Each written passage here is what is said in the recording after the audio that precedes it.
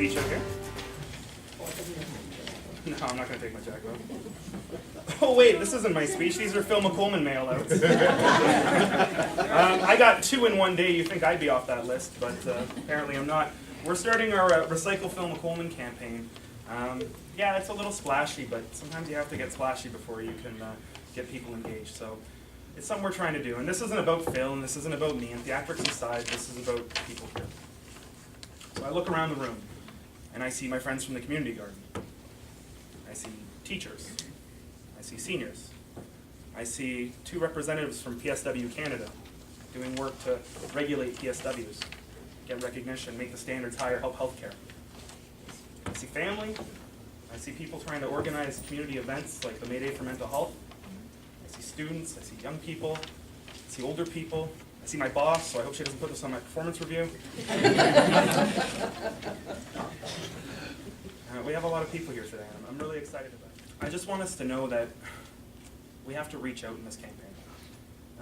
A friend of mine, Amy Marlene Robichaud Harp, is here today. She won the contest of Canada's Next Great Prime Minister. She's 22 years old, and she's not an NDP member. And that's who we have to reach out to. We have to reach out to people who aren't members. We have to reach out to people who are doing their best under really difficult circumstances. We have to reach out to people who haven't voted. We have to reach out to people who haven't voted in a long time. We have to reach out to the Six Nations mother who was taught to be strong and stand up for what she believes in. We have to reach out to our friends from St. Catharines and Haldeman. We have to reach out to small businesses like Stir It Up and Rodden Automotive. Wow, I got the Don bug. Which Don? Yeah, we have to reach out to skateboard manufacturers.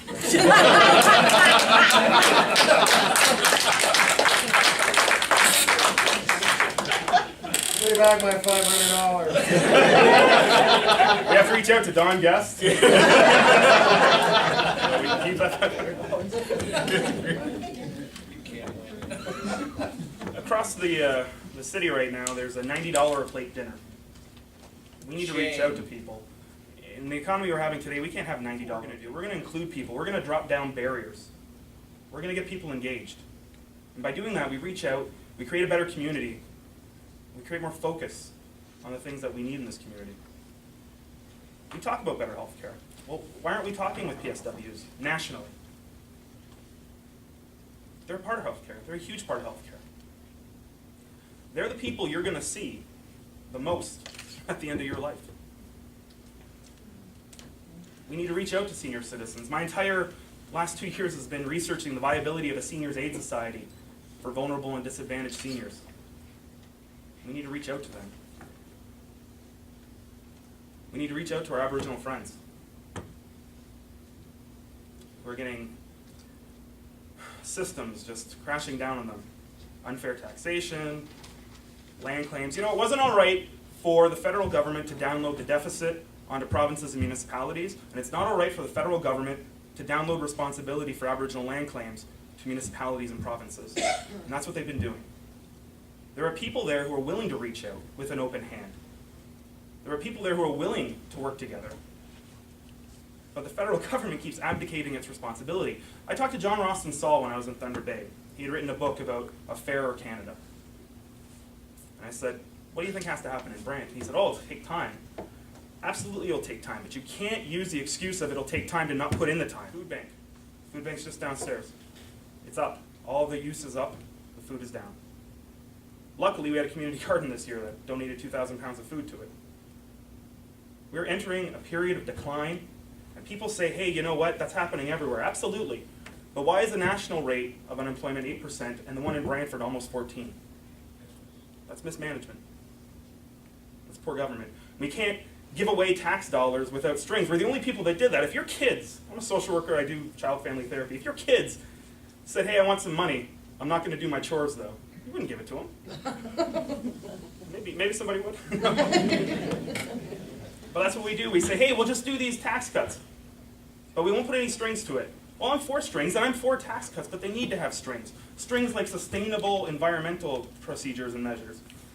Strings like agreeing to stay in a community and not taking that tax cut to set up overseas and leave you with a job. The checks on the front page that our incumbents are holding are getting bigger and bigger, but the checks that we're taking home are getting smaller and smaller.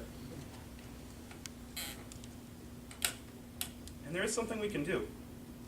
We need to reach out. All those groups I talked about and more. I don't know all of them. That's how many there are to reach out to. I need you to reach out. I need you to let me know and let us know who to reach out to. It can be as big as holding an event. It can be as small as a house party or a cup of coffee. But we need to reach out to those people, or they're going to get further disengaged.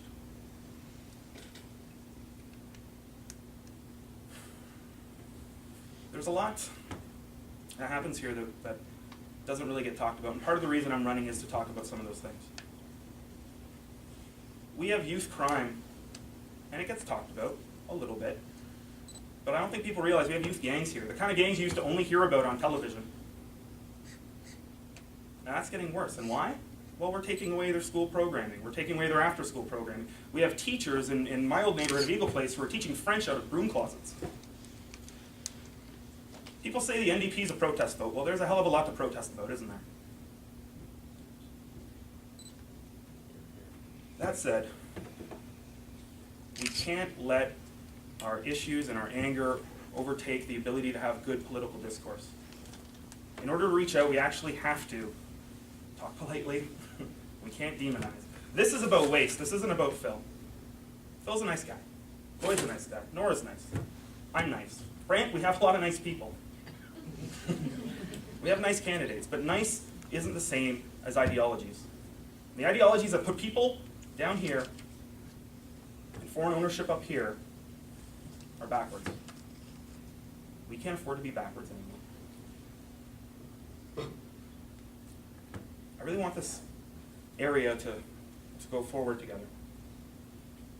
Doing my anti-poverty work, we talked a lot about how apart you move quickly. Together you go forward. Together you go forward? No. Together you go forward. I skateboard. See? Don't drink the water. Now let's talk about the water. No, but we need to go forward, and we need to do it together. And we need to go further than we've gone in the past. I'm really excited. I see a lot of new faces. I see a lot of people I've known before.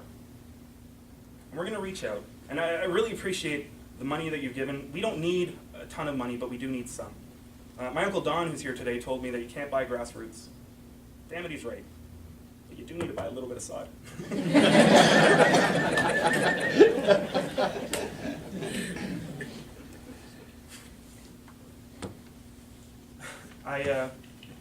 I want to get to know the people in this room.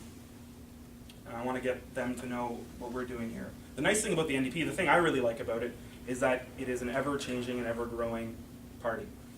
It changes to the things that are happening, the issues that are happening at the time. And Brant's filled with issues. But Brant's also filled with hope. There were about 25 people who had to send their regrets because of the flu. This room is full. There was this anti-poverty roundtable idea 3 years ago, and it was 3 people in a room. Turned into 5 people in a room. Turned into 40 people in a room. Turned into 400 people at Harvest Noon. There was a plot of land my cousin and I used to play frisbee on. And it was just grass for years and years and years. Now it's a vibrant and vital community garden. You know, they said here that Aboriginal people and settlers couldn't work land together in Brant.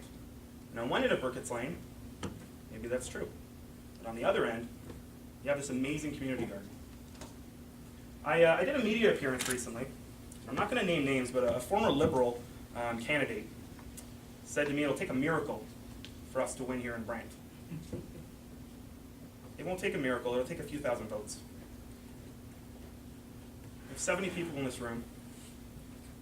We can turn that into 700. We can turn that into 7,000. We can take this riding.